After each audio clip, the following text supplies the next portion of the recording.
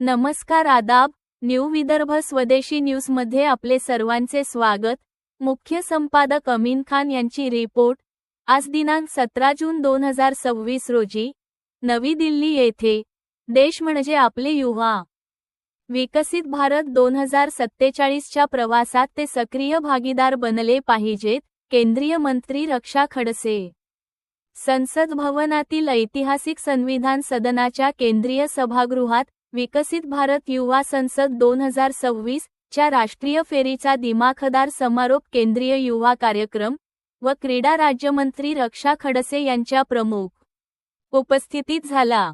देशभरातील विविध राज्ये व केंद्रशासित प्रदेशांमधून निवडलेल्या 105 युवा प्रतिनिधींनी या उपक्रमात सहभाग घेत लोकशाही, संसदीय प्रक्रिया आणि विकसित भारत 2047 या विषयांवर सखोल चर्चा केली।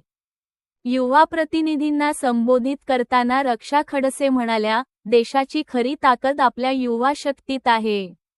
विकसित भारत 2047 च्या निर्मितीत युवकांनी केवळ सहभागी नव्हे, तर सक्रिय भागीदार बनले पाहिजे। युवा संसदेसारखे उपक्रम युवकांमध्ये नेतृत्वगुण, लोकशाही मूल्यांची जाणीव आणि राष्ट्रनिर्मितीची भावना विकसित करण्यास महत्त्वाची भूमिका बजावत असल्याचे त्यांनी सांगितले। युवा कार्यक्रम व क्रीडा मंत्रालयाच्या युवा कार्य विभागामार्फत आयोजित या कार्यक्रमात प्रश्नोत्तर कालावधी, अल्पकालीन चर्चा, विषयाधारित वादविवाद आणि राष्ट्रीय महत्त्वाच्या मुद्द्यांवरील चर्चांचे आयोजन करण्यात आले। युवकांनी मांडलेल्या विचारांमधून देशाच्या विकासाविषयीची जागरूकता, नवोन्मेषी दृष्टिकोन आणि सकारात्मक विचारसरणी दिसून आली। यावेळी विविध गटांतील उत्कृष्ट युवा प्रतिनिधींना पुरस्कार प्रदान करण्यात आले। तसेच माय भारत उपक्रमाच्या माध्यमातून युवकांच्या ऊर्जा आणि क्षमतेला राष्ट्रीय विकासाशी जोडण्याचा प्रयत्न अधिक प्रभावीपणे सुरू असल्याचे अधोरेखित करण्यात आले।